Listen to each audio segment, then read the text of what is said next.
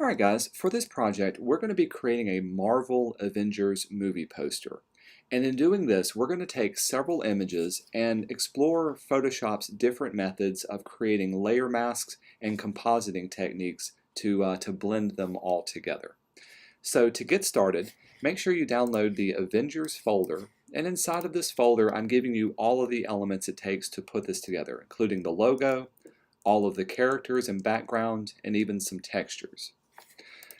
I'll close this out and not save it. Let's start fresh. Let's go to File, Create New, and create a new Photoshop document. The size of this document is going to be 8 inches wide by 10 inches tall. We'll keep the resolution at 300, and I like to work in RGB color mode. When we say Create, by default it always gives us our black background, and the quickest way to swap this over, a white background. The quickest way to swap it to a black background would be to choose your paint bucket tool. If you don't see the paint bucket, it's usually hiding underneath the gradient tool. Set your foreground color to be black, and one click in the center will swap it to a black background. Now let's place the Earth image inside of here. We'll go to File, down to Place Embedded, find the Earth JPEG, choose Place, and since we're placing it in here, it's going to ask us to commit to any transformations we would like to do. At this time, let's rotate the Earth so that the horizon is nice and horizontal, parallel. And I'm also going to click on the top edge. Holding down my Shift key, I can scale it up till it fills the entire screen. That looks pretty good. We can now either hit Return or hit the checkbox at the top to commit to that transformation. Now let's start putting in the different characters. The first one we're going to use is Nick Fury. So let's go to File, Place Embedded, choose Nick Fury JPEG, and Place. And since we're not going to do any transformation, I'm going to hit Return to lock him in. Notice now he's got his own layer by himself. Now to isolate just his picture, we need to create a layer mask. To do this, choose your Quick Selection tool. It's usually hiding along with the Magic Wand tool. And with the Quick Selection tool, this allows you to easily click on your character and drag, and Photoshop will recognize the edge contours. Let's move my layer out of the way so we can see him. It may take multiple clicks, but you want to make sure to select only his character and all of it, so let's go in and get the details. Now if you wind up selecting too much or an area that you don't like, you can always deselect it and just start again, or you can change to subtract mode at the top, and that will erase away from your selection. I think I've got it selected pretty well. In our Layers palette, if you click at the very bottom icon, this icon here, will quickly add a layer mask, and it will mask out and keep everything that you have selected. From here, let's use our Move tool to move Nick to the top left-hand corner, and then I'll go to Edit, Transform, and let's scale him up just a little bit to take up a little bit more room. Right about there is pretty good. We'll hit Return to lock in that transformation. The next thing I need to do is to refine my layer mask to make him fade into the background a little bit better. Rather than having this hard edge, I want him to have a more softer fade into the background, and I only want it to happen on this side of him. So in our layers, make sure you have the mask selected. It won't work if you have the actual image. So with the mask selected, find your paintbrush tool, and I'm going to set my paintbrush to be slightly smaller, let's say around 300 pixels or so. That's pretty good. And keep it a soft edge. So I'm going to set the hardness down to 0%. Since I have black as my fill color, wherever you paint black, that's going to mask off that area. And since the edge of my brush is soft, you can see how it feathers in nice and softly. If you wanted to get an even softer feather, you can drop the opacity of your brush down to say something like 70 or 30%, and it'll take a couple of clicks to softly and slowly have them fade in. With that done, let's try the next one. Let's go to File, down to Place Embedded, and for the next one, let's do the Black Widow. Choose her JPEG, Place, and we'll hit Return to lock in her image as well. Now she's got some unique things going on with her background. We've got some people in the background, and she's also got some lot of details in her hair. So we'll start off the same as the last one. Use your quick selection tool to quickly select the character. Make sure you've got everything. And also notice that the background person is also selected, and I want to make sure her hair is nice and selected.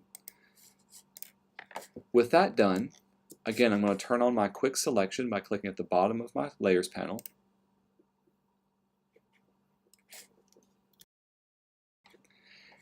And with her selection made, you can see how her hair is not well selected. So what we want to do is to refine this edge. With the layer mask selected, you can click on Select and Mask, and this will go into kind of a refinement mode. Now, if you look over in the properties, the view that I'm using is on black, and I've also brought up the opacity so that it gives me a nice black background. In other words, I don't want to see the background image. The tool I'm going to use is the Refine Edge tool, which is the second option in the tool panel. With this brush, I can click over her hair, and Photoshop will recognize the edge of it much better and much quicker. And so it's going to refine that edge. And I can even go along the rest of her hair. It'll pick up the smaller hairs and we'll get rid of the white background for the other edge. Let's see if it can do it inside of here. So if you do miss anything, or if you have any details that need to be added, a couple of clicks and it refines the edge of her hair. Once we're done, we'll say OK. And you can see now she's much better clipped out. We can then choose our regular paintbrush tool and then go in and fade off the rest of her and even get rid of the character that's in the background.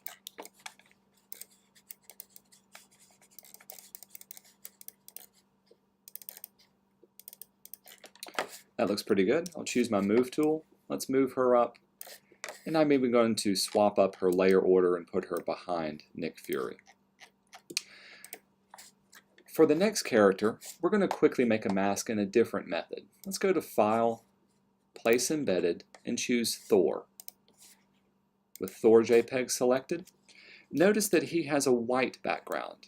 And so it'd be pretty easy to make a selection of him, but there's another way you can make a selection. With his layer selected, we're just going to go ahead and turn on our mask. Notice that the mask now is solid white.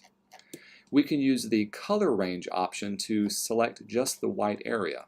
So in the Properties panel, with his mask selected, choose Color Range. The options that I have selected, I have Invert checked on. So if it looks like this, if you'll check Invert on, it'll select him. And also you can click in the white area. Wherever I click, that's the colors that it's going to mask off. And I want to click this white area and choose that range. You can also adjust the fuzziness of it to refine the edge. And so if your fuzziness is low, it looks like this. But if we bump it up to about 40 to 50, that does a pretty good job of selecting and refining the edge of him.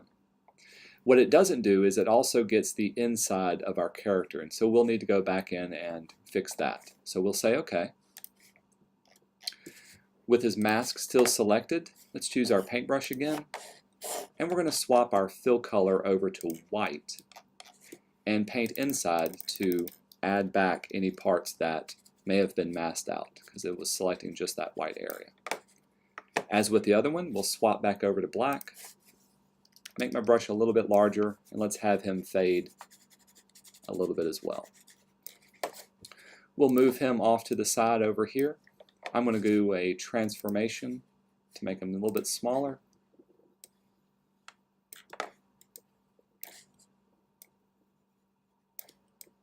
And I'm also going to flip him horizontally. So let's go to Edit, Transform, and Flip Horizontal. So now he's placed over here and his Thor hammer is out of the way. Okay, so that's it for using the layer mask. Let's use a vector mask for the next two objects. So we'll go to File and Place. We'll choose Iron Man JPEG, place him inside of here, and we'll hit Return. Now, a Vector mask works exactly the same as a layer mask, but it allows you to create a vector outline of your character. This process is going to start off exactly the same. We're going to use our quick selection tool and select our character.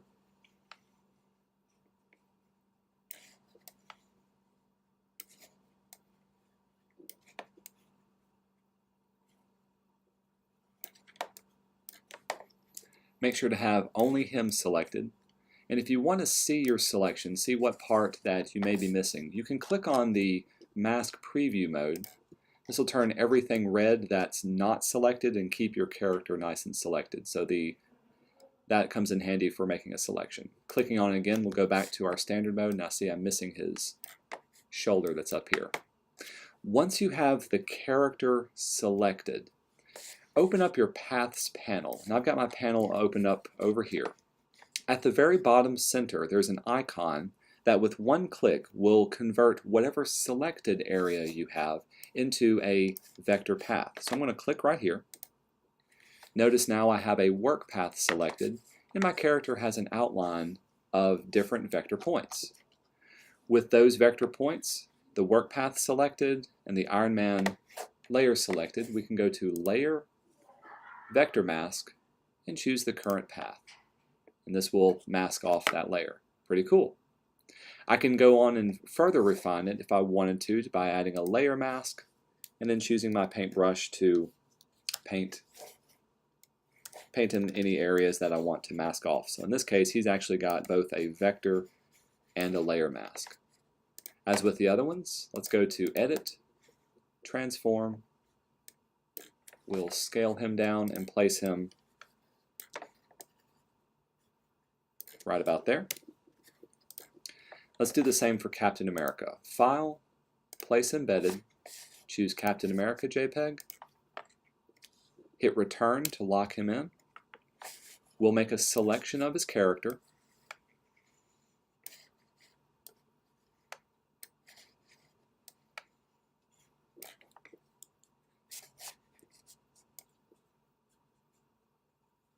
Get the inside here. Again, I can click on the little preview mode to see what I have missed. Looks like I missed his stomach, so we'll click and drag over that and refine that further. Looking good. With the selection made, let's get the top of this. Under Paths, click at the very bottom center. We'll convert your selection to a working path. Then we can go to Layer, Vector Mask, and choose Current Path to mask him off. With this one, let's also go to Edit, Transform, and we'll scale him down and put him into place. So here you see two different methods of masking off characters and placing characters into here very quickly, very easily. The last character is going to be the Incredible Hulk. So we'll go to File, Place Embedded, choose the Hulk. Now with him, since he's got black hair and a black background, and he's also fading into black, it's going to be a little bit difficult to make a selection. Let's just use a regular vector mask, or excuse me, a regular layer mask. So I'm going to make a selection of him.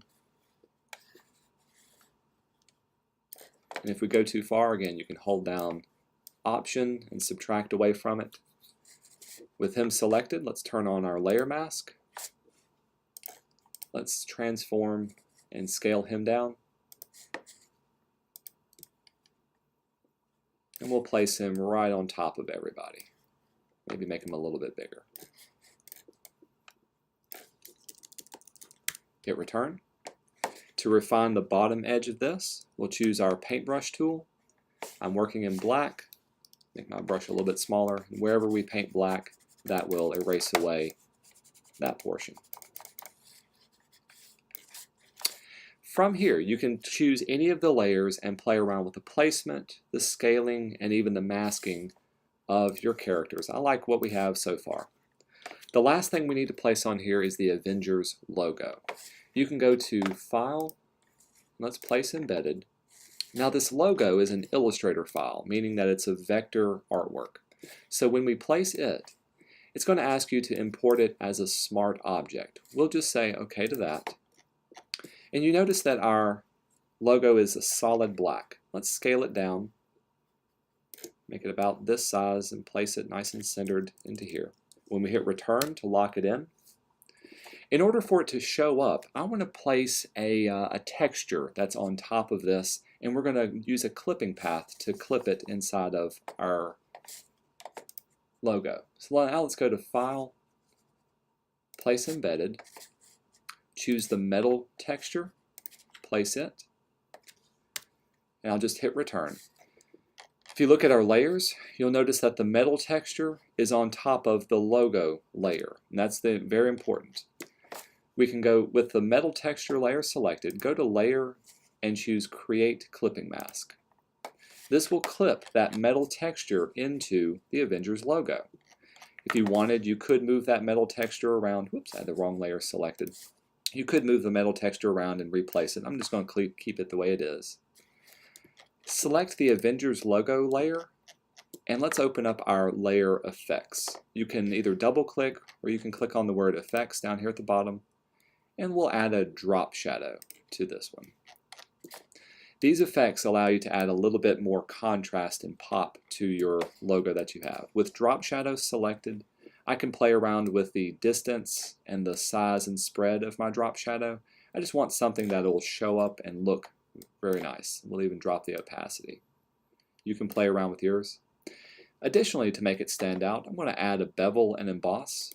So I'm going to click on the word bevel and emboss. This will add a little bit of dimension to your character. Again, you may need to play around with the depth and the size and adjustments to it. That looks pretty good. If you like that, we'll say OK. And there you have it. We're completely done.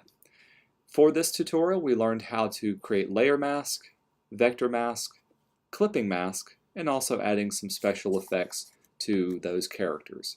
You can further refine it. Once you are finished, let's save this file. So we'll go to File and save it as a Photoshop file that you can upload to the Moodle class page.